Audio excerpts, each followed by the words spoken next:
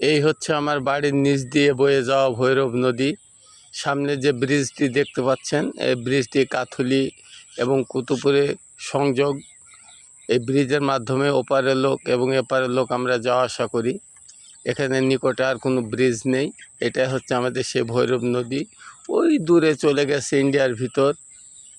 এই যে সামনে দেখতে পাচ্ছেন, এই যে সামনে যে গাছগুলি দেখছেন, এটা বিজিবি ক্যাম্প।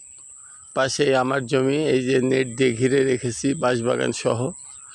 নদীতে মাছ ধরার জন্য আমাদের ভাষায় একে জংড়া বলে, পেতে রাখছি, কিন্তু আজকে মাছ হয় নাই। সেই সাথে ব্যাঙ দিয়ে আমাদের এখানে যে বলে জাওনা দেওয়া, এটা দিয়ে রাখছি, দেখতে আসছি মাছ পড়ছে কি। মাছ পড়ে না। এই যে দেখতে পাচ্ছেন ব্যাঙ নড়তেছে। এবং বাম পাশে এই বহুদূর চলে গেছে এই নদী মেহেরপুরের উপর দিয়ে, ওই দূরে বহুদূর দেখা যাচ্ছে। এটাই আমাদের ভৈরব নদী। কিছুদিন আগেও এখানে পানি থাকতো না, এবার নতুন খনন করার পরে বেশ সুন্দর পানি আছে এবং পর্যাপ্ত নদীতে মাছ আছে। আশা করি আপনারা বেড়াতে আসেন, আমাদের নদী দেখতে আসেন।